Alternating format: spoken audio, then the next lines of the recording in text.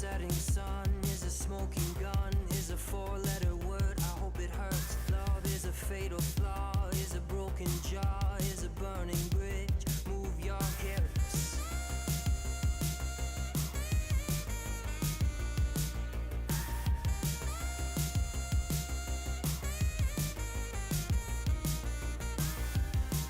And the ghosts of the boulevard, littered with lonely hearts.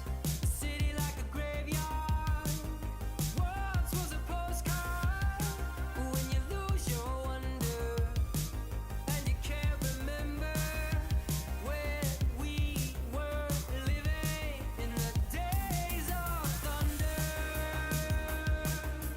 Living in the days of thunder. Living in the days of thunder.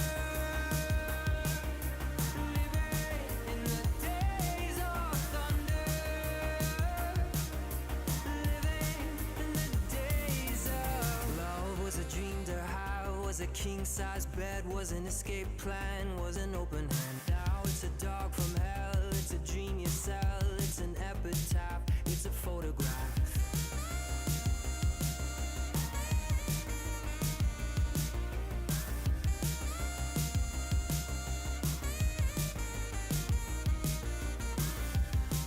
And the ghosts of the boulevard, littered with lonely hearts. A city like a graveyard, once was a postcard. When you lose your wonder, and you can't remember where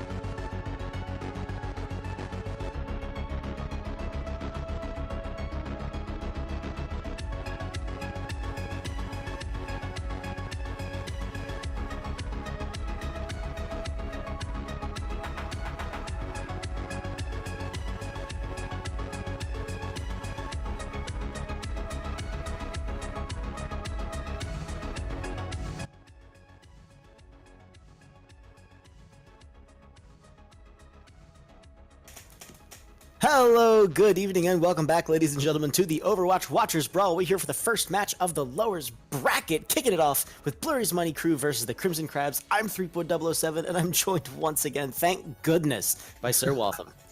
Thank goodness indeed, Three. It's been a little bit of a weird schedule from the way that things have just been proceeding forward, but looking like we're going to get into a little bit of normalcy here, going towards the losers bracket. We are going to be seeing, as you mentioned, the Crimson Crabs versus Blurry's Money Crew, and I'm really excited to see what these teams are capable of. I too am definitely looking forward to it. Blurry's Money Crew and Crimson Crabs both had some pretty rough matches coming right into the Overwatch Watchers Brawl.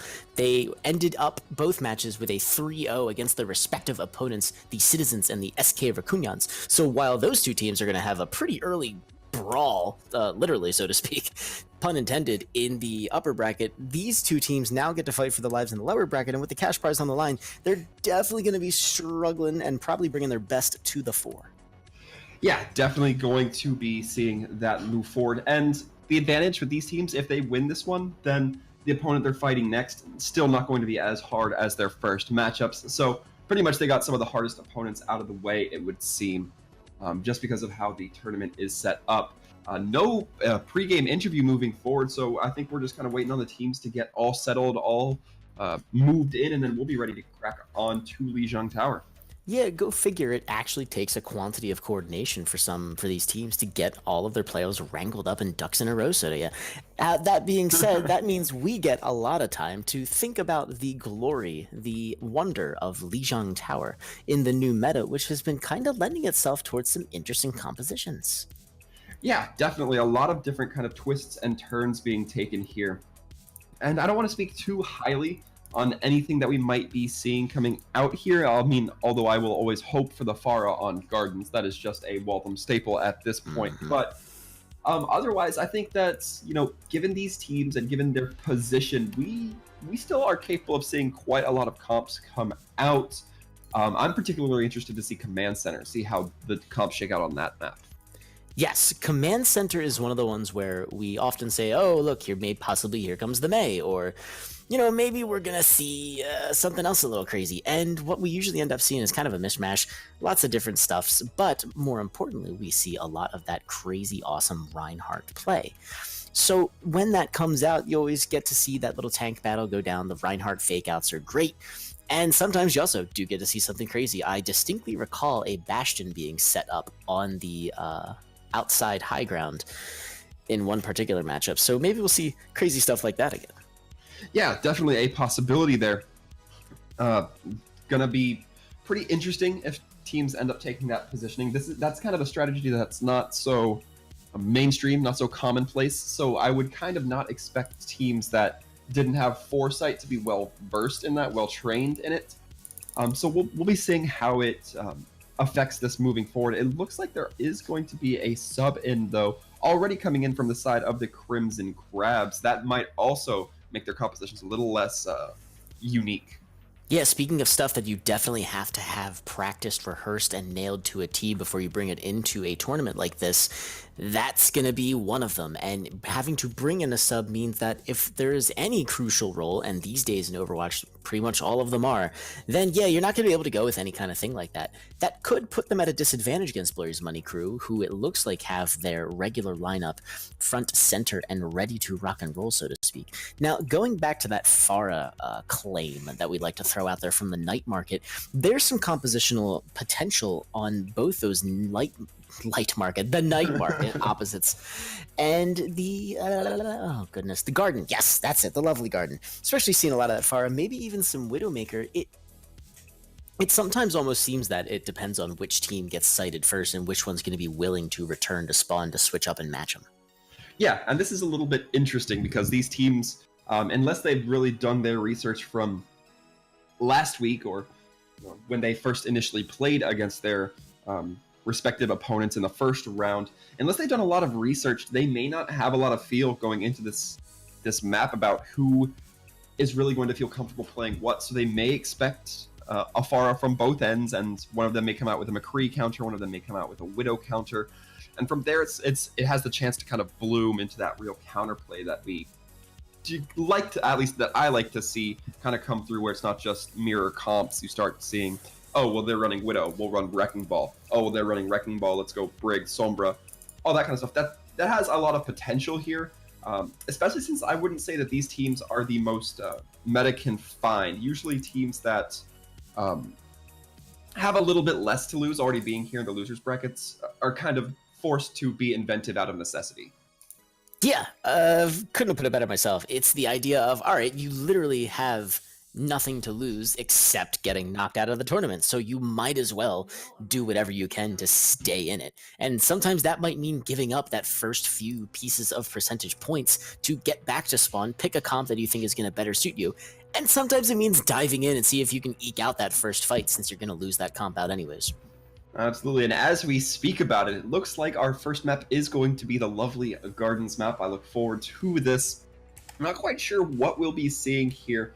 Not that it's going to speak towards any sort of confidence. Did see a Brig pick coming through from the Crimson Crabs. Doubt we'll be seeing that in reality, though. It's not that proficient on Gardens, at least not more so than perhaps some of the other maps here on Lijiang. Right, and since this is the first map, there are no hero bans in effect, meaning that all the heroes are available to both teams to play with. And if I had to make a prediction, we're definitely going to be seeing Lucios coming out from both sides. And yay, verily, it is a 3-3 from both sides. One of them, however, running that Winston. And the Winston v Reinhardt is always an interesting matchup. Depending on the game you're looking at, depending on the players themselves, it's honestly these days difficult to say which way it would go. And normally, depending on the patch you were on, it was actually pretty clear cut. Yeah, absolutely. Winston getting that massive buff. Another difference between these two teams. Ability is going to be on the Ana versus and on the Zenyatta. Ana able to deny on a lot of healing, can be very crucial, but Zenyatta able to amplify damage towards a single target. You put that on a Reinhardt, that just absolutely can collapse the pressure, or the Winston on Sokotoa. Yeah, and so there they go. The teams are matching up right there. And yes, Sokotoa bringing out that Tesla cannon, getting that cleave, raking in the damage. Reinhardt goes charging in, misses that. Coach Eden not going to be getting anything with that one. He is, however, going to be picking up Marshy 76. There is the door. It is wide open, and in charges the Crimson Crabs, thankfully on the right in the red, making that just a little easy to cast. And Fantastic knocks abilities off the map, and that's going to cap off that fight as the cap for Crimson Crabs goes into effect. Was that enough C's? It's a lot of alliteration there, but moving forward, fortunately for Blurry's Money Crew, they're not going to be at too much of an ultimate disadvantage. Ability's going to be switching off that Ana will help to kind of widen the gap there, but we're actually going to be seeing a pause here. It was called by the main tank from the Money Crew, Sokotoa, so maybe they're just waiting to see if they're having some internet issues. Doesn't look like a drop quite yet, but we'll see how it pans out from here. And yeah, it's... pauses suck. It wouldn't be a production on, everyone else's home systems if, there wasn't something going wrong. We are at the mercy of our ISPs after all, and sometimes, they decide that we're not going to get to play tonight. So hopefully whatever issue they are having resolves itself very quickly, because now I'm kind of curious to see how this one's going. Sokotoa has switched back onto the Reinhardt. And so there goes a truckload of that cleave damage charge that you had for that Primal Rage, which is an ultimate that works really well on this map. Yeah, there's a lot of knockback potential. You have the cliff sides as well. You have the little pond area around the main control point. So a lot of areas to kind of knock and try to generally throw your opponents into. But it's not really going to be relevant here. Sokotoa, as we mentioned, going to be switching onto that Reinhardt, not having that direct CC with his ultimate. And so they're taking the road a little more traveled when you have that Reinhardt shield to block you in, but the Crimson Crabs making it very difficult. Fantastic bouncing in there, getting charged, just generally causing a huge quantity of problems. The Shatter comes out, grabs a couple, and they are going to get the kills off of that. Sokotoa does go down. The Conqueror low, but gets popped right back up. Aimer does get demeched, however. And so it looks like the BMC is going to be retreating for the time being. Yeah, Maverick and are going to be layering their support ults, which normally you don't like to see support ults get layered, but the Rally's kind of one of those weird in-the-middle ults. We're still going to be seeing the teams kind of reassemble themselves here, but it's just going to be a quick back out from the Crabs. But as I was saying, you don't generally hate to see those support ults layered too much, given the massive amount of healing, and you're going to be getting armor on top of that, and Brick can build ult really fast. Yeah, and speaking of ults building really fast, Gotham is going to Gotham indeed, and goes down, but Sokodoa gets booted right off the map as a result. The here comes that Diva Zarya combo, and boom, summed up, grabs two. Another fight for the Crimson Crabs that started out actually looking pretty good for BMC, but ends very well for the Crabs. Yeah, and you know, Blurry's Money Crew going to be investing that trance. Unfortunately, I believe that came in right before the Diva launched the mech, but still quite a few ults are utilized on the side of the Crabs. It's going to be 3, the Diva Bomb, the Grab, and the Trance, so a little bit more in favor of Blurry's Money Crew to win this one. Yeah, Marshy76 opens with the rally. Gotham actually almost dies before they can get in there. Aimer's bomb finds, and Reinhardt down as well. There goes the Zarya. It looks like despite the 99 percentile overtime has gone, the BMC is going to flip it, and they even managed to save a Shatter to try and survive the next fight long enough to get a beggar ult bank. Yeah, and one important note, Ability's doing really well to knock out Coach Eden right before Aimer's Diva mech explodes, meaning that more enemies are going to fall because of that grab from McConker. So a lot of team coordination that just really works well in the favor of the Money Crew right now. Yep, and so the little poke fight has begun, with the Crimson Crabs taking the same route by Money Crew earlier. Abilities now has the trans up, so this is looking like a much more even fight going into BMC's hold onto this little map, which is going to be a long one. 70 more seconds left, but Crimson Crabs are going to start off with the Shatter Rally. Yeah, nice block coming through from the side of Sokotoa. Only going to be getting Conquer on that, or Shatter. Yeah. Trans is going to keep everyone up, though. No kills yet going into this fight. And there's Kydra. The Shatter Big comes out, slam. though. Brilliant slam. Grabs 5, and yeah, that's a nice, clean victory for BMC there. Yeah, you really have to like that. And really, they didn't put too much forth. They got a lot of chance for Aimer and McConker to get their ults back. We're going to be seeing Aimer, in fact, have that Diva Bomb. McConker going to be so close. And, however, is going to have to be very careful not to use the trance prematurely, because you can expect that they're going to be saving that for the grab. However, if we see another Aimer Bomb come through, it might not matter, as that burst damage can be incredibly massive. Yeah, and with Gotham also building up to those barriers very quickly, it looks like both teams might have the same, almost the exact same ultimate charge coming in there. A defense for a defense, offense for an offense. Summed up, tosses the bomb over though, and it grabs no one, and the grab comes out as a counter. Trans is, as predicted by Waltham, there to counter it. Another Diva Bomb tossed into the mix. That grabs no one. No one really looking no right now, and this is a very good hold for BMC, who are now going to be going into their own overtime push. Yeah, and that's exactly what we're going to be seeing here. Things are getting a little bit tense as we're going to see this, a lot of ults coming through in this fight. Wow, ooh, Coach Eden, the one goes down first, fantastic, follows quickly after, and what was a 0 to 99, flipped ahead to another, 0 to 99, might be BMC holding this point, and as the kills continue to come in for them, that looks more and more likely. Aimer even on the field, stunned, they actually get back into their mech as Kabarshi76 takes out their Brigida counterpart. Yeah, it was crucial that abilities get knocked out here and going to be doing the honors, meaning that Transcendence will not be on point. However, the manpower is now looking very slim for Crimson Crabs. Yeah, even with Coach Eden switching onto the hamster to try and get a little more damage onto the point, it looks like a charge driving them right off the point. Overtime does get scored. That's going to be it. An amazing turnaround there for Blurry's Money Crew. Yeah, they're going to be feeling pretty good about that. It really did just kind of come down to them, perhaps feeling a little bit stronger on the Reinhardt. They switched to it. And then we saw that, I'm pretty sure it was the 99 to 99, so the back-to-back as it goes. And if they ran goats on Gardens, I'm feeling pretty confident that in Command Center they're going to run another style of triple-triple. I think that's pretty safe to say. Here we are on a map that, of all the Lijiang Tower maps, kinda pretty much just favors the 3-3, or at least the 2-3 with a Mei. And yeah, I see, oh, ooh, yeah, there it is, McConker brings out the Mei, and if he sticks with it, this could play perfectly into the style of BMC, which we're seeing is very centered around Sokotoa, delivering his team unto the point with beautiful space making. Yeah, that's exactly what it's looking like we're going to be seeing here. Another pause coming in, this time going to be from the side of the Crimson Crab, summed up, calling for it.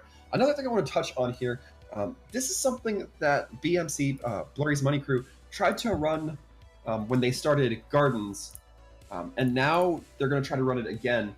They're running the Ana instead of the Zen, and I don't necessarily know why. They may be using it to counteract and should and be building up some massive transcendence. That anti-grenade coming through from Ana can just prevent so much healing, so that can be really beneficial.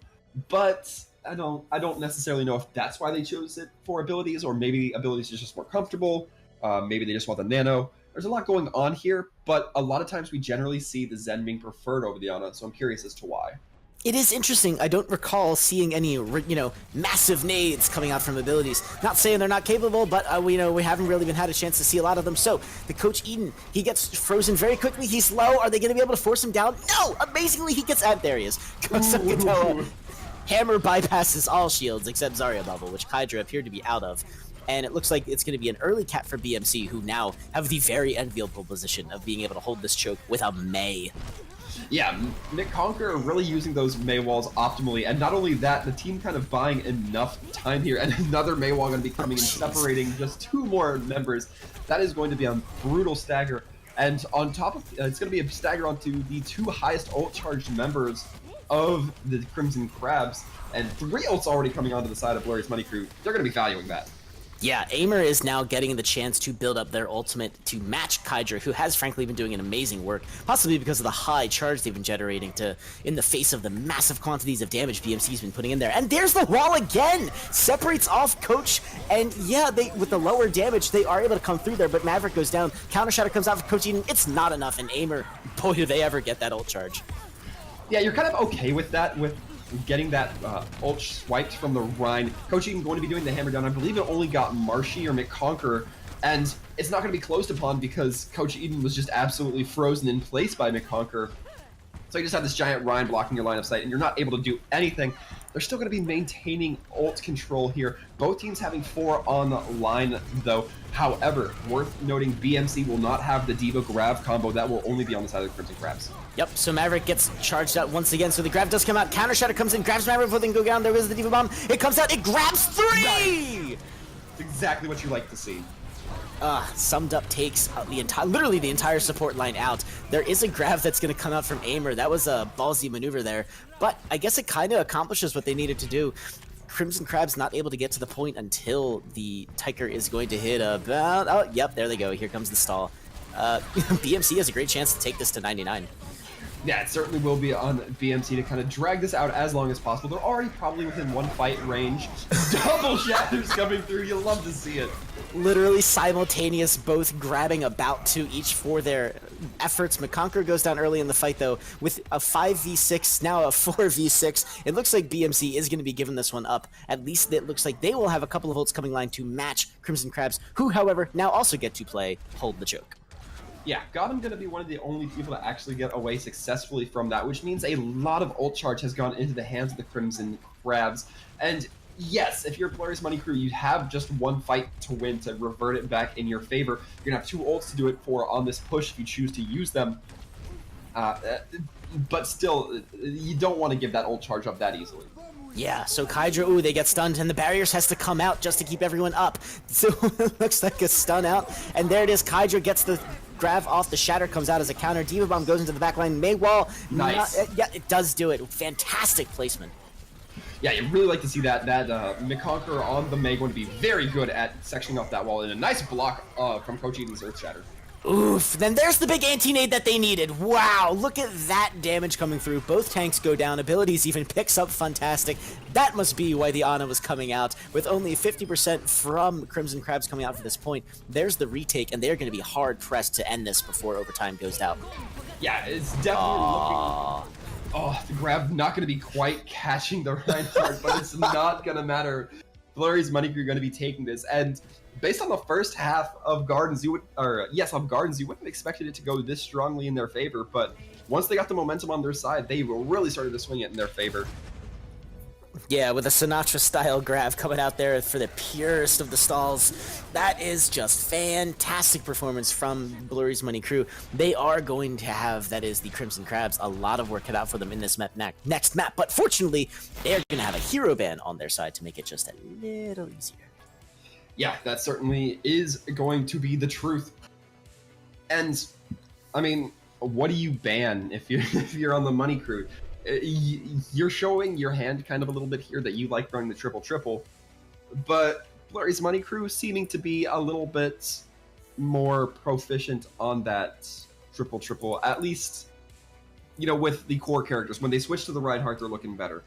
In this instance, they showed that maybe Ana was their preferred pick. So if you want to go Ana to try to shake him up a little bit, that might be viable. It's just a little bit tough to read from forward, and I can only imagine it's an even harder pick from the Crabs.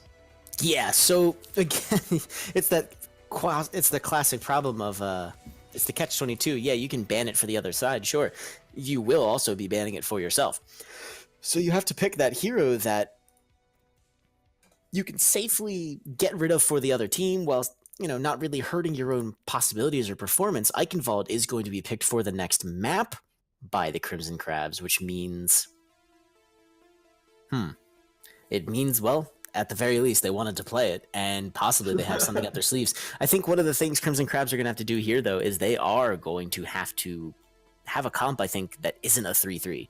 I think BMC, at what we've seen so far, maybe we haven't seen all the Crabs have to offer yet, but right now they're definitely demonstrating that they can't go up against BMC's 3-3, even as they're saving Lucio. I think we all know what they're going to be bringing out here.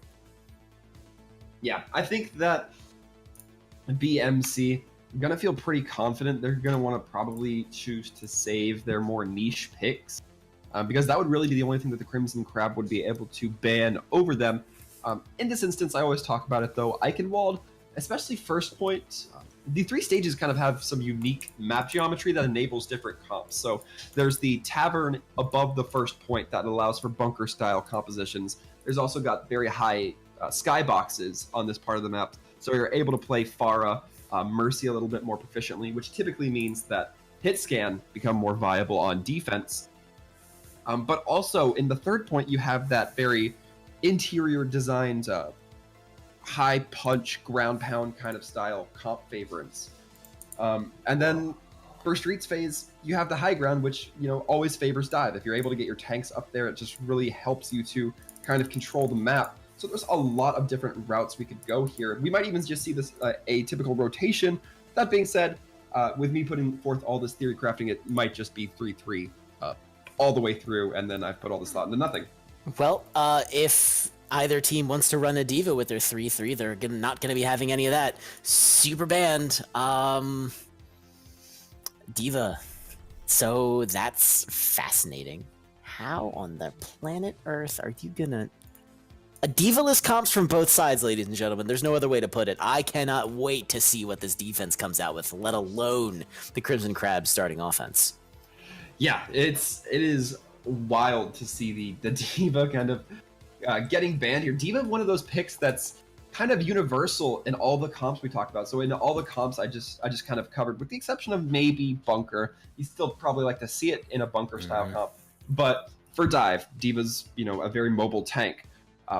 For 3-3, she's able to mitigate a lot of ults, so you like seeing it there. In the Death Ball style, of course, run very similarly to the 3-3. And it's just, I have no idea what kind of tricks are going to be hiding from the side of Crimson Crabs moving forward now that they're not going to be able to use that. Oh, both teams must have had the exact same idea. If you're going to take away the Diva, then you're going to get a face full of Sombra. And I super like that choice, especially if that's what actually comes out from both sides, especially in this case, the attacker, as defense seems to be committing pretty hard to it. McConquer on the Sombra is probably going to be something that will be very effective. They have the advantage of sitting up right on top, and there's the Pharah fake out. Very nicely done, Crabs. However, a Sombra on defense, that would make that Pharah, man, thank goodness they're not playing it. They would get picked out of the sky pretty quickly. Yeah, I'm curious, though, because we've seen that abilities kind of prefers to run the Ana. So Kydra on this Sombra might not be as effective once they realize, hey, we might need to swap off one of our healers. That being said, we'll have to see moving forward how they play around it. Yeah, it's a fair point, and here they go. They're leaping right into the fray with the, wow, Coach Eden surging past that choke point with the fantastic booping Sokotoa out of position just enough, but they're not able to burst him down, and so BMC starts to rotate back onto the point, but McConquer, ooh yeah, McConquer gets chrome-domed. Yeah, McConquer was really looking for an opening there, wasn't quite able to find it, took a little bit too long, and then missed a hack a couple of times. A big shatter already out. Wow. So, Crimson Crabs' choice of map seems pretty apparent, as does their Diva ban. Without Diva to stop, well, this massive war machine rolling in from the Crabs. They just took Eichenwald in about, what, minute-ish? Minute Yeah. 15? Yeah, it was a pretty tight time limit. Now they're just going to be onto the streets phase. And, you know, Coach Eden building up an incredible ult charge, but Summed Up and going to be the only ones with a lot of ult charge moving forward. Yes, as far as snowball potential goes, Sokotoa's Shatter is going to be the one thing that's holding it back. And yeah, there it is. It comes out. It grabs two. And ooh, but it's a trade. Both Reinhardts going down, and the cart remains motionless. So this is a pretty solid victory for BMC right now, who are chewing up a lot of time, building up a lot of charge, and ultimately stuffing this push. And this is very fortunate because McConker has not been proving that proficient on the Sombra. We're looking at the player right now, only about 60% ult charge, and you want to get those EMPs up as much as possible. Really kind of a choice between hacking and getting the ult charge when it comes to Sombra. And right now, McConker doesn't seem like they know what they want to do. Yeah, it's a lot of running around. Kydra has that charge there, doing pretty well. There comes the big hack on the point. It grabs 4, and yeah, kills just coming in massively for Crimson Crabs, who are entering what I like to refer to as the cleanup phase of a fight.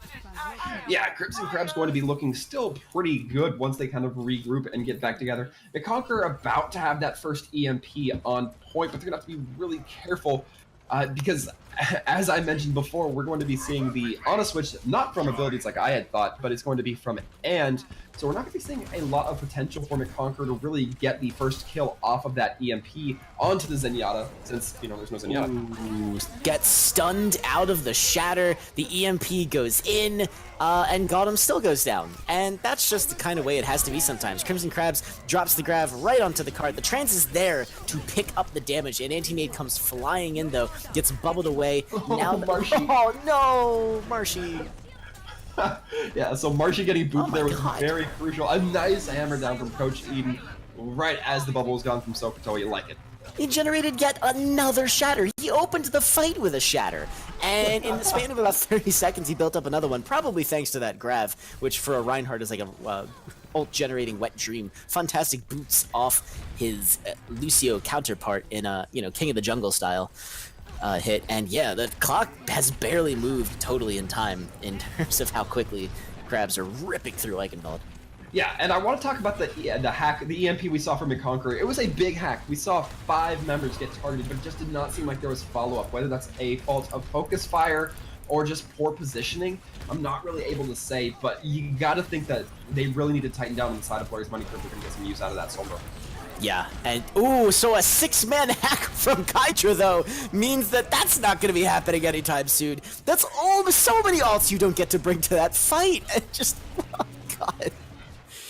Yeah, that is a very tough. Gotham again, going to be barely getting out with their life. But in the meantime, it's still just going to be forward progress for the Crimson Crabs. Kydra not going to have EMP up for this last fight, should it, go on. But still getting some value hacks. Yeah, hack onto Kydra means Kydra goes down. Sokotoa falls quickly after as well, thanks to that grab. Charge goes in, though, and it's not going to get the kill, but there's the big Shatter! Grabs 3! Marshy goes down despite the rally having been activated, so that's a lot of sustain missing. Now, the 4-man hack goes out from McConker, but it's just a little too late. Aimer gets caught out by Maverick, who is also building up just way too much charge. If that needs to happen, I have a feeling we'll have the grab for this fight. The Sokotoa brings out the big Shatter, though again, just not going to be enough. Yeah, we saw the shield bash come in from Summed Up. It didn't stop the Reinhardt mid-shatter, but it did stun him to prevent the swing, and then the whip shot knocked him out of swing range. And those combos are really going to help bring the cart to finality here with the Crimson Crabs. Yeah, at this point, BMC is doing their very best to get that time bank lowered as much as possible, but the sheer quantity of damage coming out from the Crabs is just so dang strong. Not even Doomfist is going to be able to change a lot of this, though he is lasting a lot longer than anyone would have expected him to. Yeah, absolutely, especially when you have Sombras on the field capable of removing those abilities. Not going to quite be long enough, though. Maverick throwing down a thick amount of damage throughout this entire final battle, and the final stage, really. Yeah, the hallmarks of that push, aside from the fact that there's about 3 minutes left on the clock, is I'm going to go with probably the literal speed at which Coach Eden was generating shatters, and the fact that there were 2 Sombras on the field, and I think one of them was doing enough hacks for the both of them. Yeah, definitely. You definitely have to think that It's looking pretty good for at least one of these Sombras. And, you know, I'm curious if they'll be able to get the same effect on defense this time around, the Crimson Crabs, that is, because I think Hydra was looking rather good on that Sombra. And, you know, it's Sombra can play wildly differently between attack and defense. I think I'm wondering if the Crabs are going to be seeing a difference in play style, if they're going to be performing with Hydra the same way. Yeah, could be spooky. Could be a pretty spooky defense. Maybe McConqueror's Sombra truly shines on offense, as we saw with Kydra, who was getting hack after hack, EMP after EMP. But in this instance, though, now we might be seeing something a little different come out from the offense. Crabs picking up the exact same comp they had on their offense, but abilities, if they actually stick on this Widowmaker, I don't know, maybe that could be the opening pick that was exactly needed to make that happen. A little bit curious. Abilities going to be that kind of rotating support. So the Zenyatta, the Ana that we typically see in the triple comp. But now there's only going to be one support, and that's going to be Gotham for the time being. Yeah, so Kydra has scoped out the enemy's composition. It looks like they may have heard them, and so, yeah, I don't know what just happened there. I think they were hunting for Kydra, but they weren't able to find them. So instead, And is going to get focused down pretty quickly, that they are going to survive. Fire Strike going out, going to build up some ult charge there. And there goes the hack. It's on to Fantastic, actually coming out from a Conqueror, showing that they're definitely not out of the Sombra fight yet. It's still mostly a pick fight, though the anti-nade going on to Sokotoa is going to force the bubble. Yeah, Aimer doing really well to have that bubble on standby to just cleanse Sokotoa. Then abilities getting the healing nade and shots going through. Going to really be pouring their resources into the Reinhardt, which we've seen all game. Yeah, sick little hack goes on to Coach Eden from a Conqueror, who does get found, however, by Summed Up. Gets eliminated. Sokotoa gets healed back up. And so does Coach Eden, for that matter, though. There's a Shatter and a Grav coming out from one team. Guess what? It's the Crabs, and they don't even have to bring it out yet. This fight, which has been going on now for a good solid minute and a bit. Yeah, we're seeing the Grav come out right now, and I want to talk about Zarya play. The Gravs are looking, the Gravs are definitely looking one-sided, Maverick having it up a lot sooner, but that's just because Aimer, despite being in such a high charge, not able to get anything around the shield of Coach Eden. Very disciplined play coming from the Crimson Crabs, and big EMPs coming through as well. The 6-man EMP once again rips open the fight. That was a fight that lasted almost half of the entire Point A's time bank, and that single EMP from Kydra just completely eliminated everything. A Grav and a Shatter both came out from Maverick and Coach Eden. No kills from that at all. Kydra drops an EMP onto 6 people. Well, I mean, it's like one team's playing Overwatch, the other team is playing, I don't know, Quake. We'll say Chinese checkers then. But moving forward, yeah, Maverick almost already back to having a Grav. However, that's going to pale in comparison to the 5 ults that are going to be coming online from the BMC. And we'll see if they can use them to maximum effect here. I want to see some Grav EMP combo. Yeah, and actually Fantastic arrives just in time to drop the barriers, only to have them EMP'd away, or at least a bunch of them. But it was interesting. Fantastic had actually gotten killed early before that fight had even started. Now the Shatter comes in from Coach Eden, but he dies for the audacity of it, and now it looks like BMC, led by Sokotoa's massive rocket hammer, is going to be taking this point. Yeah, and that really just kind of came down to a thick investment of ults from both sides. It's going to be Ann kind of running for their life on that Ana, getting the deep pin from Sokotoa, but luckily the hack going to be coming in from McConqueror. And really, McConqueror getting those hacks have been just pretty massive in terms of, some potential swing factor, or I should say the EMPs. Because it's really those EMPs that stripped Fantastic and team of that beat barrier, the sound barrier, that really allowed for the team fight win. Yep, that's pretty much it. And yeah, with McConqueror, it looks like, again, big hacks from Sombra is what is deciding these fights so far. Kydra pulls it off, he makes it happen. McConqueror showing that they also can get the big EMPs and lead their team to victory. So I think right now it's going to be coming down to who can develop those hacks faster. And right now, for the first time this map, McConqueror is having very much so an edge over Kydra. Yeah, Kydra might be able to build that EMP very fast, but we're going to have to see how it plays out. Big EMP coming through from McConqueror. Oh, that's an unlucky charge from Sokotoa, who instead of pinning someone, actually just pushes 2 of them away. However, I believe the damage is going to be enough for Crimson Crabs. The damage is going to be enough. Wow, that was a bit of a reversal. Yeah, definitely. And I think part of that was Sokotoa got the nano. from abilities. Abilities, I believe, dies, and then Sokotoa gets hit by an anti-nade, meaning that they're just going to take damage with very little to heal, with no respite to heal them up. Plus, they're in the middle of a giant team fight.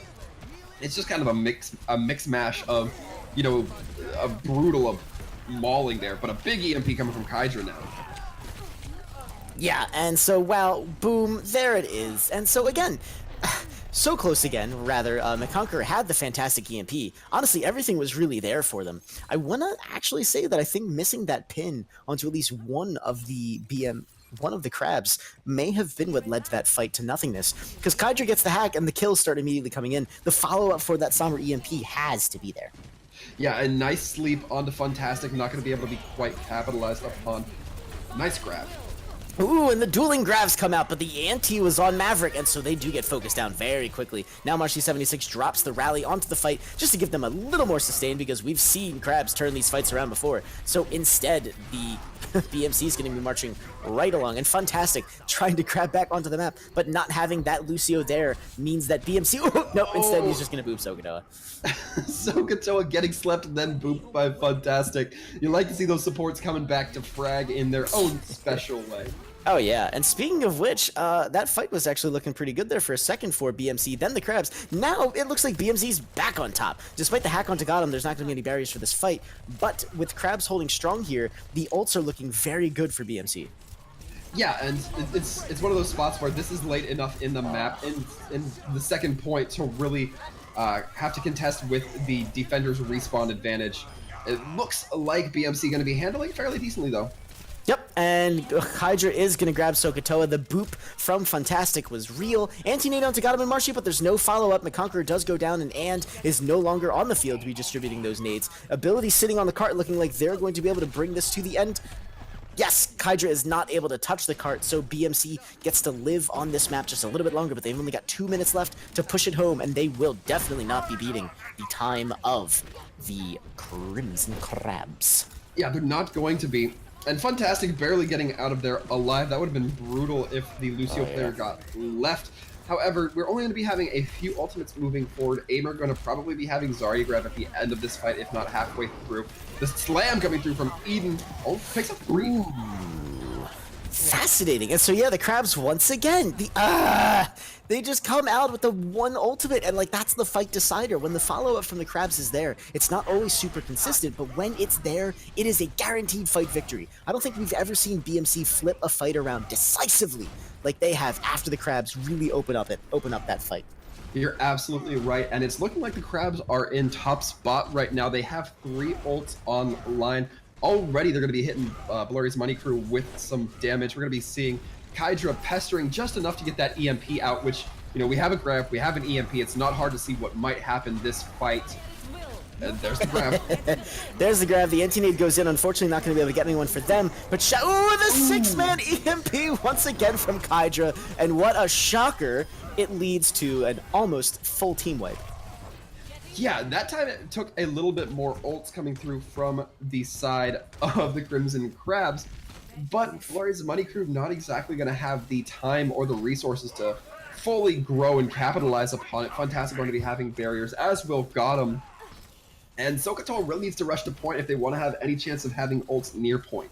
And they also, however, the Crimson Crabs know, for example, that Sokotoa has that ultimate thanks to that hack from Kydra onto them. So they're going to be very ready for the Reinhardt games. Sokotoa comes charging in. They're playing like a Reinhardt that has that shatter.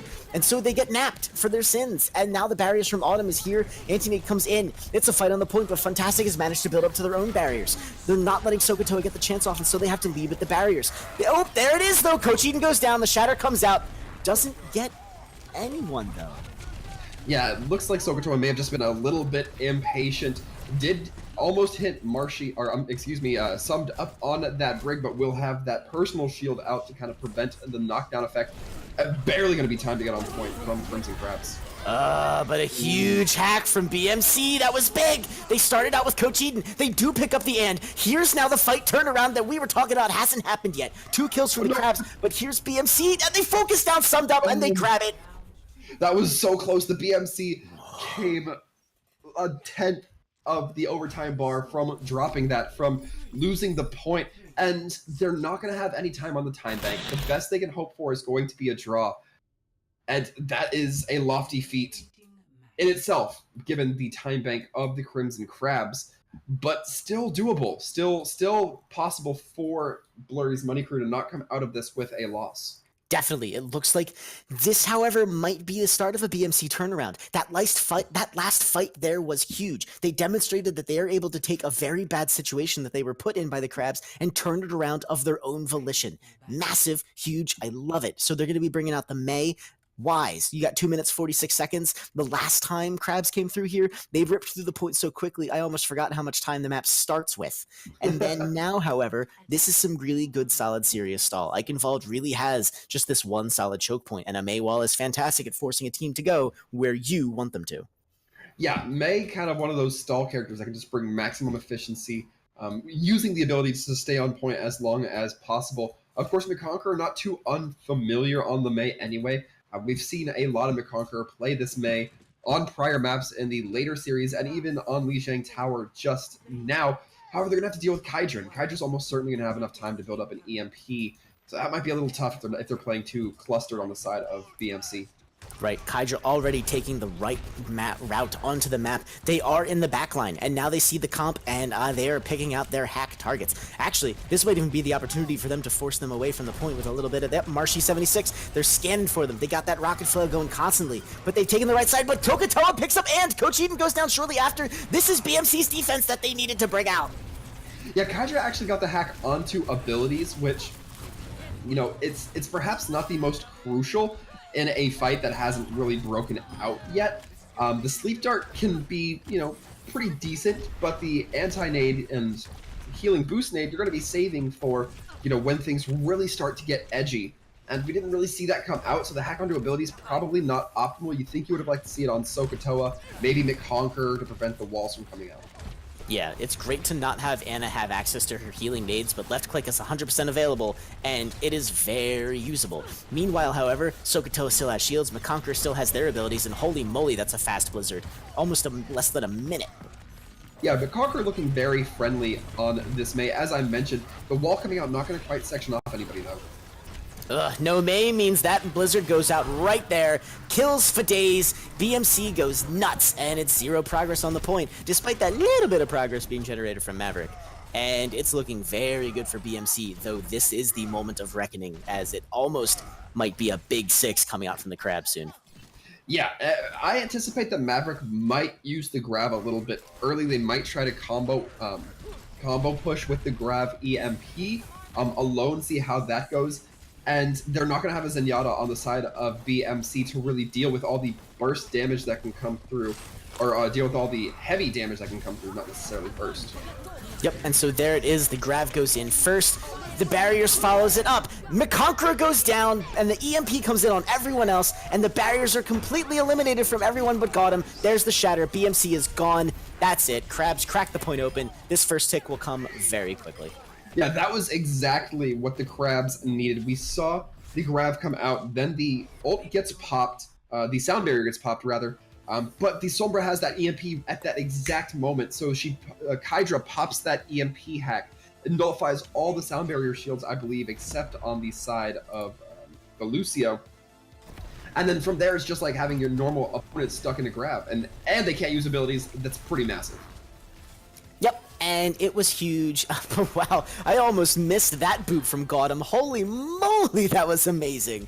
Unfortunately, not going to be enough, but that is a very good showing from both sides. So now we actually get to see a 1-to-1 going into the half, and that is the kind of maximum Overwatch played that I like to see. Yes, of course, this will now mean that the Crabs have the opportunity to ban a map, meaning that the choice 4 map will be on Blurry's Money Crew. And I don't know, I think that the choices here are a little bit more ambiguous as to what we might see. I think that unilaterally both teams are going to want to run that 3-3 a little bit more. And it looks like the ban is actually going to come out on Paris, so that still checks out. Paris, one of the more bunkery style maps, so I don't think that I wouldn't anticipate that either team wants to see that go into the rotation. Yeah, definitely can't blame that at all in the slightest because let's face it, Paris really favors the bunker comp, especially on that defense. I don't think either team is really willing to let go of the 3-3 and its moderate variations that they've been running. So this makes perfect sense, in my opinion, to get rid of that pesky Paris. Yeah, if I'm allowed to speculate a little bit, I also don't anticipate we'll see Ilios just because Ruins can be such a mechanically dependent map. In fact, the next map we will be seeing going to be Hanamura. Again, you have those chokes. You know that BMC is going to love that if the Conqueror runs the May. Yep, and oof, BMC dropping in Hanamura. McConker going to get to play the May, but boy, is that another place where a Sombra can really shine and pop that point wide open. Yeah, it certainly can be. This also has the potential to be a bunker-style map, but I honestly would not expect it, as at least coming out from the side of the Money crew. Crimson Crabs, I might give a little bit more leeway, say, yeah, they probably have a higher percentage chance of running it, but not necessarily certain. In fact, Sombra are going to be saved on the side of the Crimson Crabs, who are now choosing to take defense, meaning that for those of you at home, they will be on the blue side moving forward.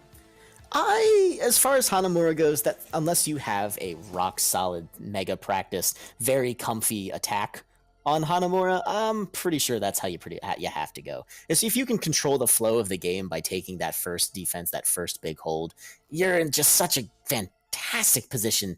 And it's gonna be interesting. BMC is gonna have their work cut out for them in popping this point open and getting through that choke, especially like McConker.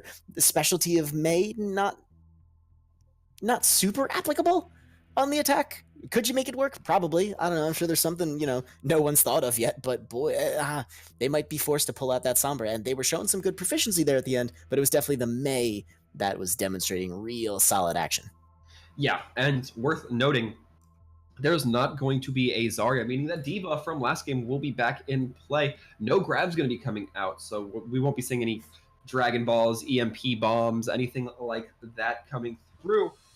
In terms of synergy with those, we might still see some Shatter Bombs, something along those lines. If the teams are feeling fancy, I wouldn't count too thoroughly on it, however. Yeah, the fancy is definitely possible. Also, this, it's weird. I say that Paris really super favors a bunker comp, but Hanamura is no stranger to the bunker comp on point A either for that defense. Yeah, indeed. And this is one of the maps where, if you choose to run a Bastion on first point, you don't get punished too much for it if you're running the Sim on the second point, because you can still do it. You don't have to immediately switch off the comp. You have a little bit of time. Use your ults, get the rotations out. Have some of your switch characters build up some ult charge, especially if you're able to, as I said, get that high ground. If you're coming out of the defender spawn, it's going to be the top right area to really just kind of rain down a hailstorm of bullets as Bastion. I don't know how applicable that is if we'll be seeing it moving forward. Yeah, and so on defense, wow, there it is. There's the bunker comp. So now I want to see Paris, but it's been banned. So we're going to have to see the bunker coming out onto Hanamura, but it's a very interesting bunker. Yes, it is a Batiste bunker. Yes, there's the Orisa and the Bastion. And of course the Diva, now that Diva has been unbanned.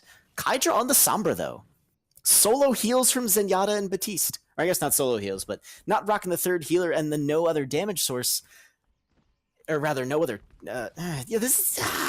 something's missing from this, and I can't quite place my finger on it. Yeah, it feels Zarya, maybe? like there's kind of not a lot of punching power except for that Bastion. This is going to be very resource intensive towards Maverick getting those resources. Also, there's no mercy, meaning if Maverick goes down, there's nothing to bring them back up. Of course, you might be willing to trade that off for that damage amp. I imagine Kydra are going to be doing a bit of scouting, preparing the team for potentially these sim pick.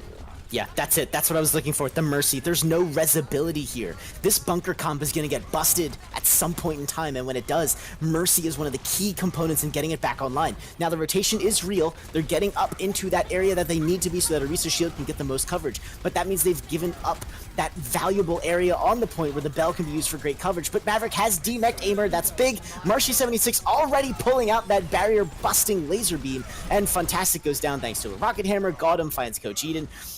Whew, BMC looking very good on this attack right now, as again, the bunker goes down with no damage boosting Mercy there to help it along. Yeah, and this is a little bit of the flaw of running the Sombra. Kydra basically had free reign that entire fight, but unless they really wanted to get up close and personal they really couldn't do a whole lot of damage. They basically were just firing and reloading the entirety of the time that the Blurry's money crew were on point. Just were not able to find a whole lot of utility, and because of that, it's looking like the swaps are going to be coming out, however, not from the side of Blurry's money crew. Yeah, so Marshy gets hacked, and means they're not going to be able to get any of that tasty abilities there. Aimer getting very low, almost demeched, but they're getting it back up, and now it's a big 5-man hack coming out from the Crimson Crabs, who are now starting to stabilize thanks to that well-placed ultimate from Hydra. I have a feeling we're looking at a very long defense. Yeah, we talk about it a lot. Hanamura has the potential to either be super quick or be one of those maps that goes 8 to 8. And in terms of being super quick, it's usually like 1 to 2 or 0 to 1 or 0 to 2. But either way, this to me, this could go either way. There was such a good amount of time made on the side of the money crew that they have quite a few chances. That being said, that was probably one of their better chances, that last push, to really get some progress onto the point with the ults they had. Yeah, and wow, Kydra is actually just wreaking havoc in the backline. I think this might be part of the secret to their success. They're going completely uncontested as they build ult charge, except now by Mora, who has stopped back and said none of that no more. Meanwhile, the dive coming out from the Crimson Crabs looking pretty good. The bomb picks up abilities. That's exactly what you want to see. Hack goes into Marshy 76. They're not long for this world. Wham bam, thank you ma'am. They go down thanks to Summed Up's timely arrival. Coach Eden builds up their and well, Kydra has EMP again, and it might be back to McConker's 600 health ult battery. Well-placed teleport from Kydra gets away. The barriers are now in the field, and there's the EMP ripping them away. Yeah, this is a huge amount of ults invested from all sides. Got him going to be switching on to the Lucio, I believe. And, not necessarily the worst swap. McConker on this Roadhog is a little interesting. We don't typically see that. They may just try to play a little bit of flanker control here. Roadhog very good for handling things like Genjis, Tracers, and even Sombras, so Kydra might have to keep eyes peeled for that. However, McConker getting the hacks gonna put a damper on their plans there. Yeah, Kydra's got a third of the way next to the next EMP, and what a better target than McConker, who has a big old fat Roadhog head. And with the hack going on to him, no hook means Kydra gets to pretty much just sit there outside of everyone else's reach, except possibly Marshy 76. Yeah, Marshy going to have to be keeping an eye on the entirety of the team. McConker, of course, having that self-healing, so a little bit immune from that statement. Yeah, Gotham gets ripped apart very quickly by Maverick. I love a defensive dive. It's so much fun to watch. Ooh, Kydra has to teleport away, and Summed Up is going to fall with no support from the rest of their team. So wow, there comes the Roadhog ultimate. Can it get anything from it? And the answer is nay. The Diva was there. Summed Up eats up so much of it, and now Kydra can just rain down ult charging power from above. Summed Up goes down. The barrage is there. So Sokatoa got him. Yeah, Sokatoa actually getting destroyed by Maverick's rocket barrage, going to be saving the Diva from Summed Up. That's a true wingman there in all senses of the word coming through from Maverick. And wow, I am amazed at the Crimson Crab's ability to kind of snap back, be elastic with this, and just kind of revert back to the way they are. We're going to be seeing Kydra have this EMP moving forward again. And if McConker and Gotham get hit by this EMP, it's going to be a lot of mobility taken away from the team, who look like they're trying to do dives, but they don't have the ult charges in favor like the Crimson Crabs do. Yes, now even completing Hanamura is worth it, so this is an excellent switch. Rather than beat your head against point B with the same composition over and over and over again, you know the ult differential is against you, but now that you've switched comps, you have time to build it up yourself. Aimer even has a Diva Bomb just to play with, and it looks like Gotham and McConker are doing a fantastic job of starting their ult charge despite getting very low very quickly. Yeah, Gotham actually getting a couple deflects onto Maverick with their own rockets. A nice anti-nade and a nice EMP. Whoa! Oh no! The entire team! Maverick gets the 5.5K! Come on, let Maverick get that last kill, guys. You gotta. I mean, you just gotta. You got him? Yep, they do it! They get Maverick kills literally every member. Maverick gets the full 6-stack there. And really, that was just off the back of 2 ultimates. It might have been a fat finger from Coach Eden. Oh, nope, still going to be chasing down that Pharah in the sky.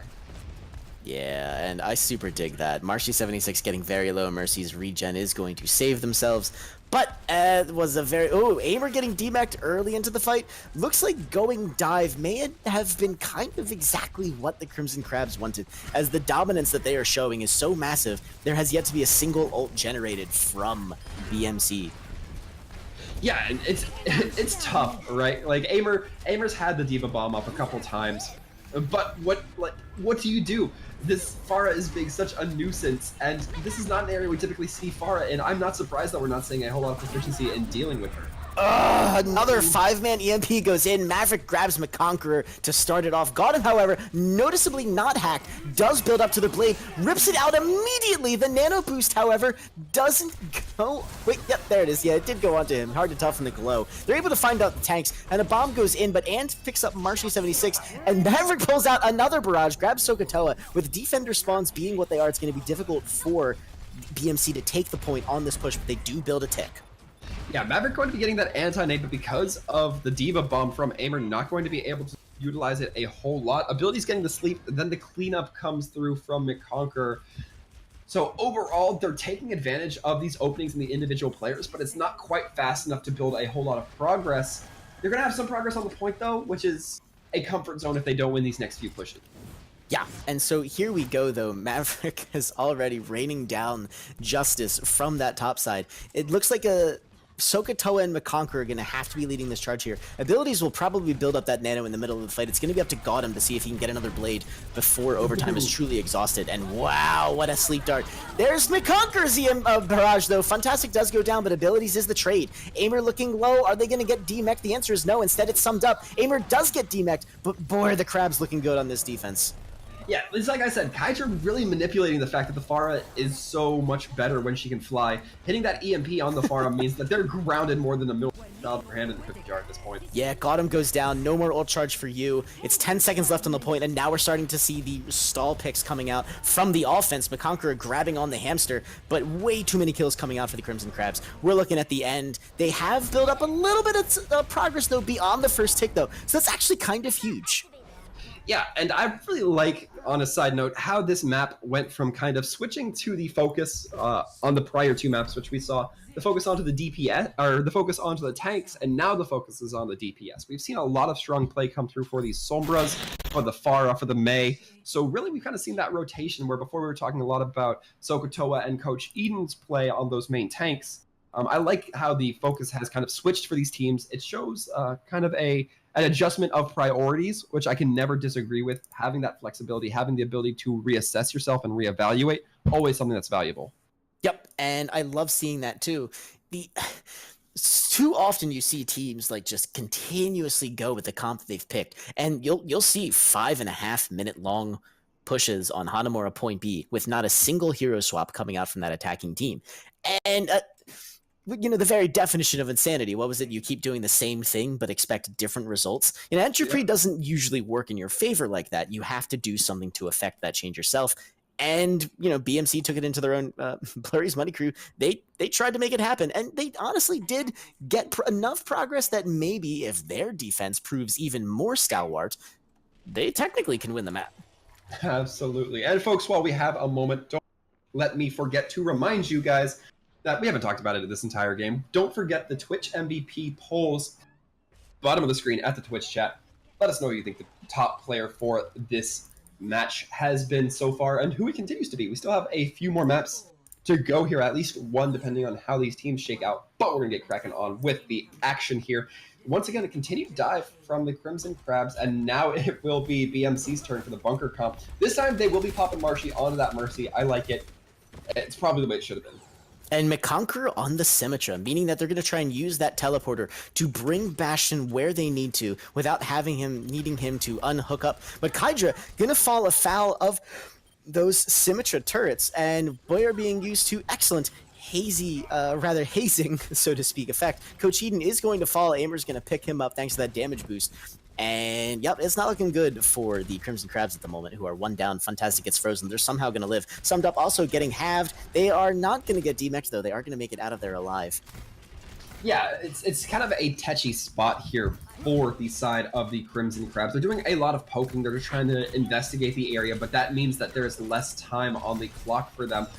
And time's going to be crucial. They're going to have to figure out how to deal with these sim turrets, as well as the giant Bastion is belting bullets into them.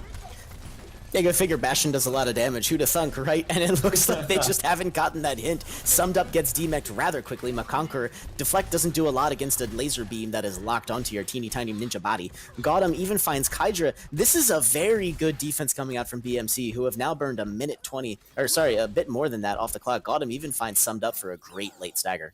Yeah, and in the Crimson Crab's case, I really like conceptually the thought of trying to dive this Bastion. The difficulty is that Bastion is in a very difficult spot to dive. That corner area means you have to rotate either onto the higher ground, you have to rotate around the entire entry of the map, all while still exposing yourself at that choke, which the Bastion can't do a supreme amount of damage given the distance, but it can still do quite a bit of work. Yep. The dive going to be coming in, though.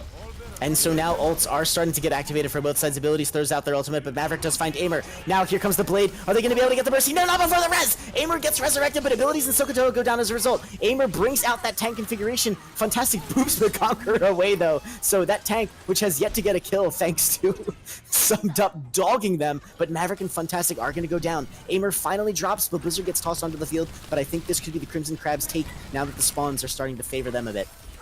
Yeah, Coach Eden and Summed Up really look like they're a coordinated team right now. We see Coach Eden get frozen, then we see Summed Up pop the Matrix onto them so they don't take any damage from the May Icicle. And right now it's, again, just the stagger coming through, or just the stall coming through from Blurry's Money Crew, just trying to buy as much time. They want to give themselves a much better opportunity on defense than the opposing team, or a better chance on defense than the opposing team. Yes, and it's not going to be much more of a better chance with a minute 12 left on the clock.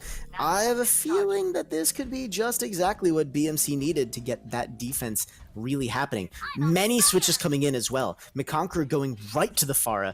Gotham going to a Tracer. God bless it. Going to be watching that very closely. And yes, Aimer is going to drop onto a D.Va. It's the most traditional dive you can think of. Yeah, but now a lot of ults coming through from inside the Crimson Crabs. As we see the EMP come out, this might be some swing potential here. Yeah, Kydra's already taking down a Conqueror. Aimer goes down as well. Gotham gets forced to use their translocator. They are getting focused down again. And there's the nano boost onto the Coach Eden. Way in the backline. Abilities follows. Coach Eden does get focused down very quickly. But Marcy 76 going down with Sokoto as well. Not good for BMC, who are not showing a lot of presence on the point. Yeah, McConqueror on Doomfist, perhaps not the best thing to run against Kydra's Sombra. We've known that Kydra can be really accurate with those hacks, and with that, it's going to be a blistering run onto second point. Crimson Crabs stuttering a little bit to take it, but in the end, going to be capturing that second or third map win. Yeah, as we've mentioned before, it's going to come down to, can you finish Hanamura? And if you can't get enough, we're going to be looking at that 6-man murder from Maverick. But as we were saying, if you can't finish Hanamura, you are very much so at risk to losing the map very quickly from that snowball potential that we were talking about. And the Crabs had that coming into point B. Yeah, definitely. The Crabs had the ult advantage. There was a lot of swaps that came through. And when we talk about the bunker comp, that is one of the risks you have to kind of take upon yourself and your team, because if you choose not to run the Bastion on second point, then that means you're willingly giving up that Bastion ult. And if you're not choosing to run the Orisa, then your supercharge is gone. And if your Baptiste is gone, then so is the Baptiste ult charge, meaning you're starting at 0 for most likely at least 3 different heroes.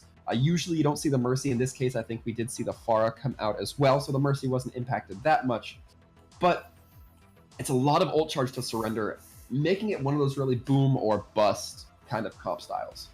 Right, and again, like you said, if you know the snowball potential is coming in, you've got to make sure that you have the ults to counter that. And they actually sacrificed the Bastion ult at the end of point A there, possibly before, or at a point when it was impossible for them to have a good retake. That's the kind of tank configuration that can actually make or break that point B snowball, where if you have just those 1 or 2 kills coming in from the Bastion, or even just taking the D.Va out of the fight so that they force you to deal with them, the rest of your team can stabilize. Instead, however, since they only had 1 tick to go, the defense spawn advantage is real, but so is getting a massive hack. Yeah, and some very solid Tracer play coming through as well. I don't think that that should be understated either. I believe it was Maverick doing a very strong job to just burning down those players. But moving forward, we're still waiting on the map choices here, and I don't know. I think we've run through perhaps some of our most 3-3 favorable type maps, I think Oasis still a good contender for that if the teams Yeah. are choosing to run that. The interior areas of Oasis very strong for that map style. But we have otherwise Temple of Anubis, Ilios, Junkertown, and Hollywood, none of which I would say are extremely strong triple maps. Yes. So, however, we have at least seen some pretty solid dive coming out from both teams. However, I think it's pretty safe to say that the Crimson Crabs kind of have that locked up. Their dive proved to be very proficient. And counter dive against the bunker, like it was very real. So Crimson Crabs, they are going to be, was that the ban? It was the ban. Yes, so they're actually, they're banning Ilios, which is in a lot of ways kind of a good map for them. Guess they just don't like it. Yeah, it's not quite sure. But Crimson Crabs, I'm saying, perhaps going to be saving the money crew there.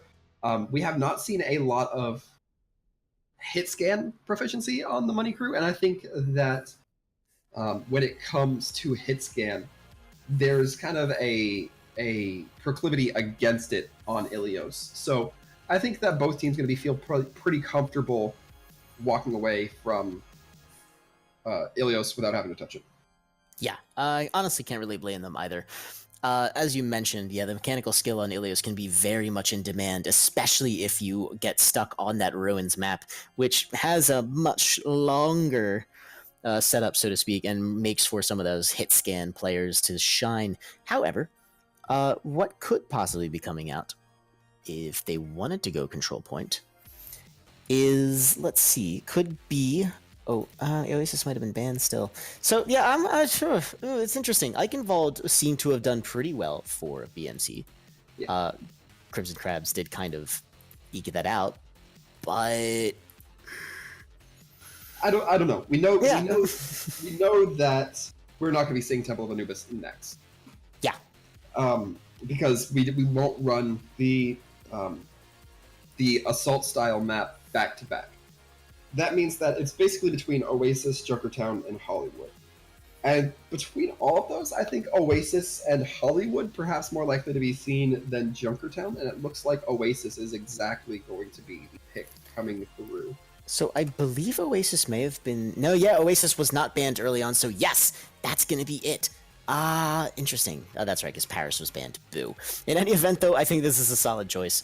BMC, took that early control point map. Maybe it's time to get another control point in there, give them a chance to even it up. This is match point for the Crimson Crabs, though. So if BMC wants to make this happen, they have to make sure that their Oasis play is pretty roughly flawless. Yeah, Crimson Crab's going to be returning back onto the red side just to help with the visual consistency there with the names. I love it. There's something about Blurry's money crew that just feels like a blue team. Maybe it's because the team name starts with B, and so does blue. I don't know. But it just feels like a blue team to me. Crimson Crabs, of course, very self-explanatory. But talking about things that are going to matter moving forward, we're actually going to be seeing the Sombra get saved, meaning that the Pharah will be banned by the money crew. And I can't say I blame them. We saw a lot of power coming through from that Sombra on the side of the Crimson Crabs last time around. Yeah, gonna say Maverick's Pharah is worth banning in my opinion. With regards to that though, Oasis only you get more than a few good maps on Oasis with the Pharah action. Sombra a bit more so. I'm surprised they actually didn't go to ban the Sombra. Well, the Sombra actually looks like it was saved on the side of the Crimson Crabs, meaning that even if they wanted to, they could not ban it, would not in a train, would not in a plane on Oasis here. But Jesus. It's, I think that they're showing a lot of proficiency. The side of the Crimson Crabs are showing a lot of proficiency here on 2 DPS. They're going to be saving one of the DPS. It makes sense to ban the other.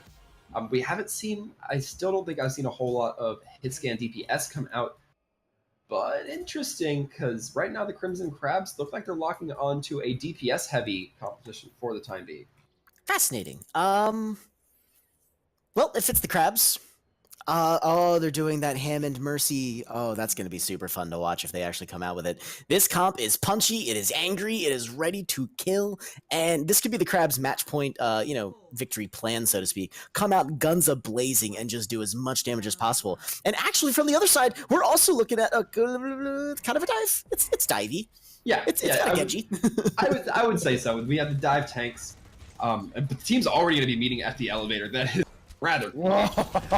And Sumdub goes down almost instantly thanks to an anti-nade, and Aimer actually grabs Fantastic as well, so that's all the heals gone from one side. And yeah, despite the damage coming through, you kind of want to preempt that damage, make sure that you're the one starting out with those kills. Instead, it's BMC taking the point very quickly. Yeah, and this composition's a little bit weird. Not sure why they were running and on the Soldier 76. I anticipate if they wanted to get that high ground, that's why they were doing that, but until you can guarantee the high ground, it seems like a little bit more of a risky gambit. It feels like they're going to know this, though, and they're going to be switching to the Genji Sombra as well. Pretty much it looks like mirror comps coming through from both sides. Which is interesting. This isn't necessarily the kind of composition that necessitates a mirror composition. Instead, though, Coach Eden gets hacked, and now we're going to see McConqueror doing a much better job on the Sombra before, but Kydra is just so dang proficient at it, they've already eclipsed them, or at least matched them in ult percentage, and yeah, now that the Crabs have switched over, looks like Maverick is doing up that Genji, showing that Gautam's not the only Shimada bro with the good stuff on the field. Point almost flipping. It doesn't happen yet. Sokotoa jumps onto the point. He, however, falls pretty quickly, and it does flip. Gautam, Sokotoa being the last ones there going down. And what started out as a big ult differential now is showing up as a pretty solid showing from the Crimson Crabs. Yeah, now both sides going to be looking a little bit more even when it comes to the ult game. Blurry's Money Crew going to be having almost all the ults online, summed up Fantastic and Coach Eden on the other side of the board, looking a little bit further away though, so it's just going to be about 3 to 5 ultimates moving forward. And there's not an immense amount of combo potential coming through from BMC. The Conqueror EMP Blade is exactly what we expected though, but the sleep! Ah, nap time! Nap time for days! And Coach Eden pulls out the support line of Blurry's Money Crew like it owed him money. And that's going to be a percentage matchup. McConqueror gets a little bit of the clap back onto Fantastic, but it's not going to be enough. And I was about to say that BMC had at least some ults to bring back into the field here, but Crimson Crabs did that with nary so much as breaking a sweat. Yeah, it really... Props to And, as well as Kydra for recognizing the Genji threat and neutralizing it. Kydra getting the EMP, mitigating that dash, and getting the sleep dart, taking out just a few swings of the Nano Blade. That is crucial, and an ult will still probably have to look forward to this time, and Maverick going to copy it. Yeah, so Maverick gets the blade now.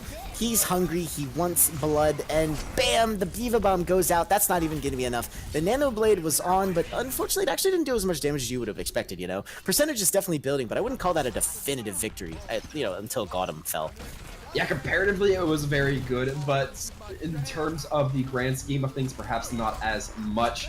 And now we're going to see Crimson Crabs getting a little bit aggressive here. It's weird to see a dive team getting this aggressive, especially when we're going to be seeing the Doomfist come out from McConqueror. Interested as to this choice.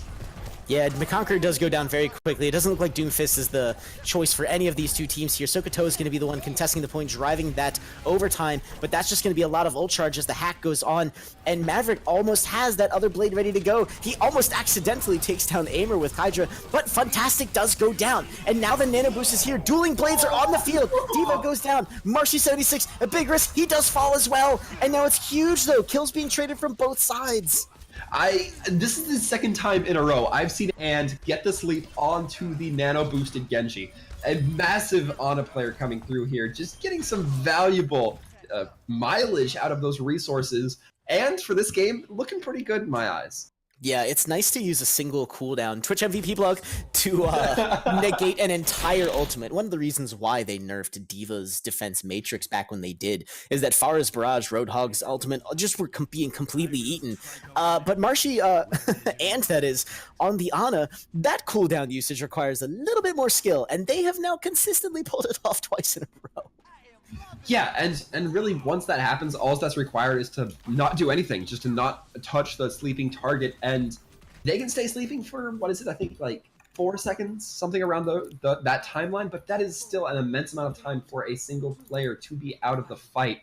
Yeah. It's something that Gautam, I'm sure, is going to be a little bit more wary of going after and moving forward. Yep, it's definitely a no bueno situation for that little Genji, who is not the easiest of targets to hit. And so as we come into this fight now, this is ultimately now truly match point for BMC. They must win this point if they want to stay alive here. A hack onto Gotham though to start that off, not really the best way to go, but Coach Eden gets taken down as a result, and that's, I would rather have lost the Genji. Losing the main tank, not good time, so they're going to have to play a little conservatively, the Crimson Crabs, to make this happen, and play conservatively if they do. They're going to probably end up sacrificing the point here to BMC, but not without some ult generation to make up for it. Yeah, definitely going to be going in favor of BMC here to start. And a nice sleep coming out onto ability is going to be preventing a lot of that movement for the Lucio. Yeah, that was very close there, but here it goes. It's now coming out. Barriers bringing up everyone. Kydra from the brink of death. Maverick. Now here comes the Nano Blade that we all knew and loved. He gets 3 after the Diva Bomb comes out. That's going to grab summed up as a result. Hack almost goes on to a jumping Sokotoa, but BMC is actually going to be holding on to the point here. Despite the massive kills coming out for Crimson Crabs, there was no one left to take it. Yeah, so Sokotoa actually falls into the pit, meaning that there's going to be a little less contest going on, but still quite a lot of time put onto the board. We're going to be at about 40%, and still Aimer and Marshy going to be going for this. A massive anti-nade for Marshy. And a huge hold as well coming up from BMC.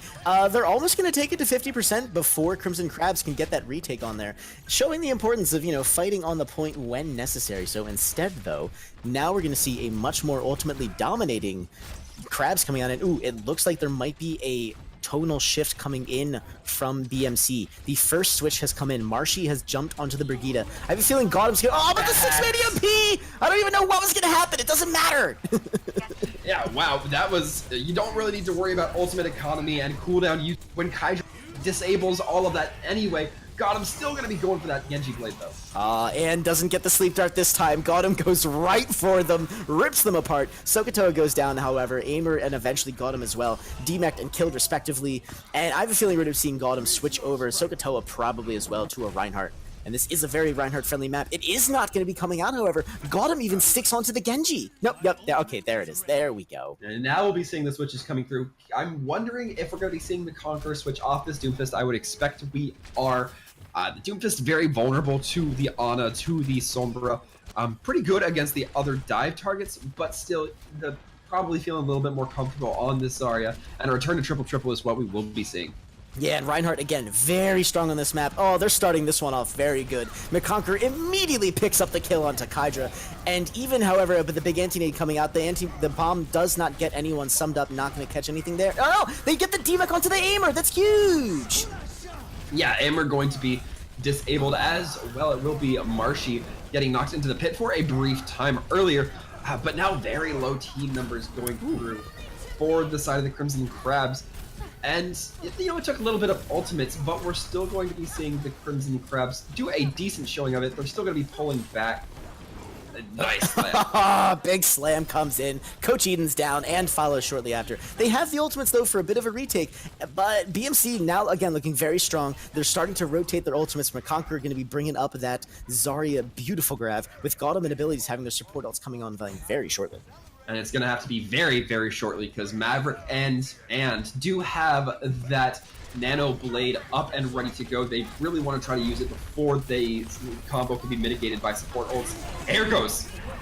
But what was that? Right before it got mitigated by ultimates, it looks like Kydra has the EMP. It's ready to go. Maverick brings out the blade. He grabs 3, and Crimson Crabs do have to remember to stay on the point for this, but I think the retake is going to be real. There's not going to be a 99 percentile here. This is bad for BMC, but they have the ultimates for this retake. Yeah, Sokotoa actually going to be switching on to the Hammond. Once again, so weak to that Sombra. Maybe not necessarily might have been able to haul it there as Reinhardt, but they're still going to be using it for the speed boost.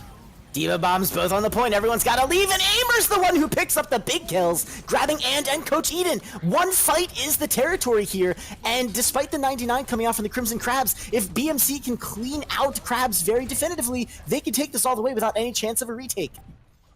Yeah, it's looking like there may not be enough time in the time bank on the side of the Crabs. We will have to see the graphic going to be locking it down, meaning that we are going to a map. Oh wait, not a map 5. We're going to the 3rd round. Excuse me. Round 3. Round 3. Fantastic. Having maybe like 1 pixel to not enough. before they were just arriving on the point, but it wasn't fast enough. Great clear out from BMC, meaning yes, they have earned themselves the right to play at least one more round of this map on Oasis, and maybe even a map 5. Yeah, Crimson Crabs only have to win Gardens here just to get the series win, but I'm not too comfortable in saying that they can do that. They were looking good, but you know the tide has kind of shifted a little bit.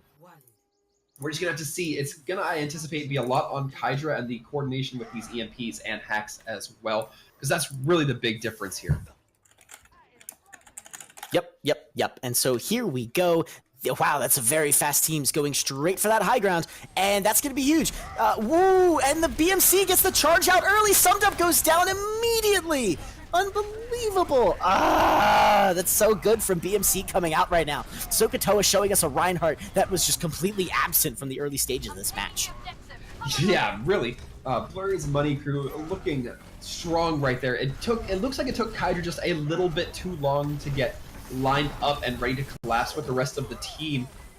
But man, ability's going to be picked up off the back end. Might be a crucial loss for the BMC. We'll have to see if the side of the Crimson Crabs can pick up with it. Yeah, in terms of how the rotations went in there, Crabs definitely had the right idea. Coach Eden already has their Shatter up and ready to go. Marcy76 gets the hack, or gets hacked, and there's the Shatter. It gets 2! Marcy76 goes down, Gotham is going to survive, but Sokotoa is going to fall. No main tank means no giant rectangle, and nobody likes to be in that situation. Aimer is going to get demeched pretty quickly there off the Fire Strike. I think we've seen a Crimson Crabs retake, but now BMC once again showing their customary tenacity on the point. Yeah, and the Conqueror getting the nano boost from abilities, in theory, not a bad call. That Zarya can build up grab very quickly, but when the Zarya dies before getting too many licks into the enemy team, it just kind of ends up being a wasted nano. You think maybe you'd save it for Sokotoa in the next couple of pushes, but now you're going to be down the nano boost, and you're looking at a team that an opposing team that has 4 ults online versus your 3. You'd like to be that a little bit more even. Yeah, instead, however, we're going to see yet another massive EMP coming out from Kydra. The man has no chill whatsoever. Yeah, and it's funny that I was talking about ults there, because we saw, I mentioned that it was going to be 3 to 4 ults. Kydra using the 1 ult now made it a 4 to 5 ult game, still in favor of the Crimson Crabs, however. That Sombra EMP allowed the rest of the team to build those ultimates. And now they're going to have such a buffet to work with the exception of that Sombra EMP.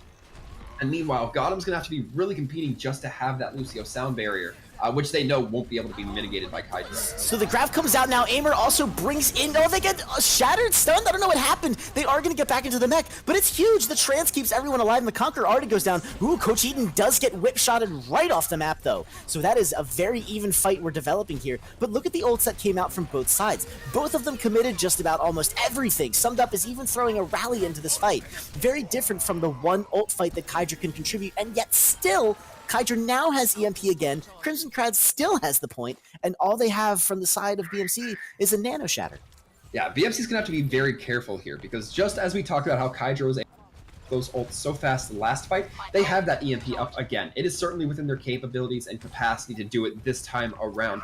And about halfway, Maverick certainly, if the combo goes over well, Maverick, in fact, going to have it before the combo even goes up. So Kydra really has the chance to be a tastemaker. And that means the EMP comes from above. It only gets Marcy76, but that could be enough as the EMP was very real. The charge is huge. The Shatter comes out. It doesn't really grab anyone worth talking about. Coach Eden does get an anti-nated and focus down, though. So there is a bit of a retake here. Potentiality from BMC, but it's in overtime, and Crimson Crabs is just getting kill after kill after kill. Aimer's going to get demacked, hacked, smacked, cracked, every which way you want to talk about it. Abilities, no abilities left off of cooldown. And that's going to be it, ladies and gentlemen. Crimson Crabs. No, just kidding! BMC comes back in. It's just going to be a little bit of an attempt to repossess point, but not going to quite be the most favorable situation here. And we're seeing a lot of the standard stall heroes come out, speedy stall heroes come out, but it's not going to be enough. We're going to be seeing it go in favor of the Crimson Crabs, meaning that they will take the series. So there it is, ladies and gentlemen. BMC, unfortunately, not going to be able to stall long enough this time around. We are going to be saying goodbye to them, and there we are going to be seeing the Crimson Crabs moving on. Now, as a reminder, everyone, please vote for your MVP in the Twitch chat below. I know there's been a ton of players that have been super awesome coming around here, and you've got a lot of good, solid choices. And hopefully, if it's, depending on your favorite pick, you might be seeing them again. Hopefully we'll see them in another tournament, though, at the very least. Yeah, definitely. We're currently going to be seeing if anybody from the Crimson Crabs wants to come on and just chatter a little bit about the games we just saw. So hang in there, folks. We will be having an interview while y'all get those votes to us. We love those precious, precious votes. And it looks like it's going to be Maverick. All right, the interview with Maverick. And I'm super excited for this. Maverick showed some incredible proficiency on a lot of different heroes. I feel like maybe they have been one of the DPS heroes that got taken away by the meta, and unfortunately maybe didn't get to play the heroes that they wanted to. But who knows? We're going to have the chance to ask the man themselves. Maverick, welcome to the caster's desk, and congratulations. Thank you. Good to be here. Fantastic. So Maverick, how do you, I guess just start off easy. How do you feel coming off that? Feels amazing. Fun fact, so our team is comprised of 3 ringers, a coach, and then me and Kydra. And so our old team, our full 6 that compete in the open division, actually lost to these guys in scrims. So it's kind of interesting that we won today.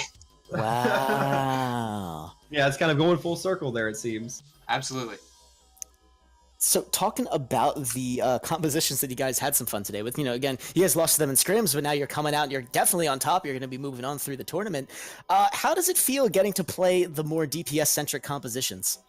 Oh, it feels so good to be back in my roots, playing Genji again for the first time in like 2 years, playing Pharah, playing, Zarya again. Oh man, it feels amazing.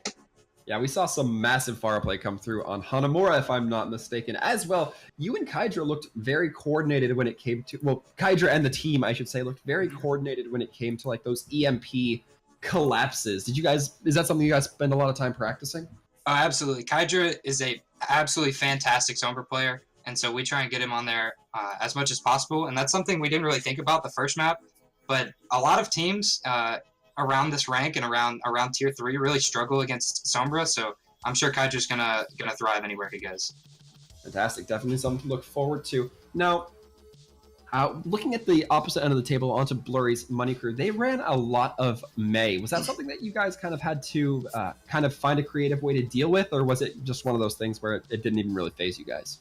Not really. Mei's pretty bad, and it's easily counterable, and I don't think she's very good in the meta right now, so the only thing she can really do is wall you off from choke, but a good team can just line up and all go in at the same time, so that wasn't really an issue.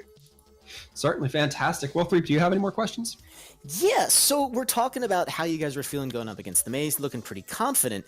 How would you describe your team's propensity for the 3-3? We started to see you guys do a lot better in the later half of the matches when you were playing those DPS-centric comps, and you even brought out the Hammond Mercy 4 dips, which I personally love to see. How do you guys feel about running some of those crazier compositions and be a little more experimental?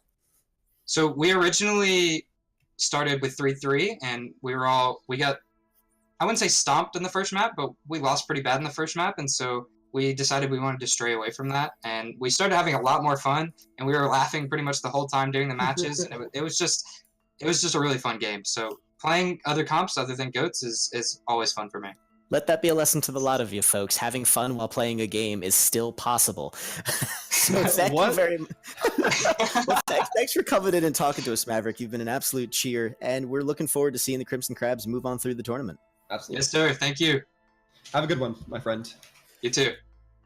Now, with that, Threep, all we are waiting for is that MVP vote to come through from our lovely producer, Refused here. But overall, before we get into that, while we're waiting on those results, was there one highlight play that you would select from this entire evening?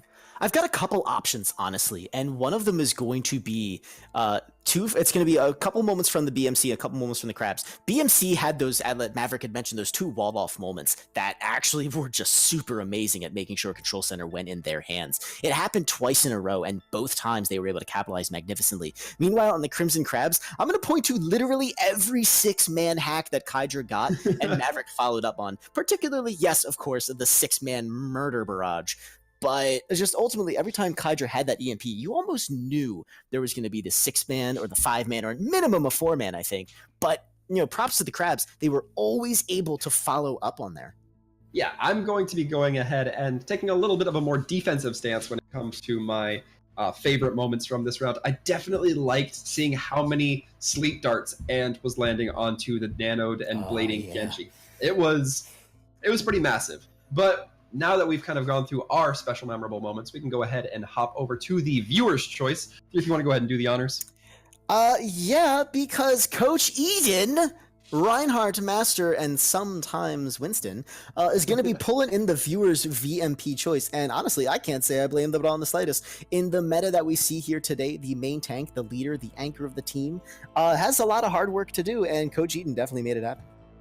Yeah, definitely seemed to be the case. So once again, congratulations, Coach Eden, for the MVP vote. Congratulations, Crimson Crab, for making it this far and continuing to pound through the losers bracket. And thank you very much to Blurry's Money Crew for joining us in the tournament. Even though it's the last we're going to be seeing of them this month, we hope to see them more, both in and out of the tournament. But I think we're about ready to wrap it up. So for your casting entertainment, I have been Sir Waltham. You can catch me on Twitter, Sir Waltham Gaming, or Twitch, Sir Waltham.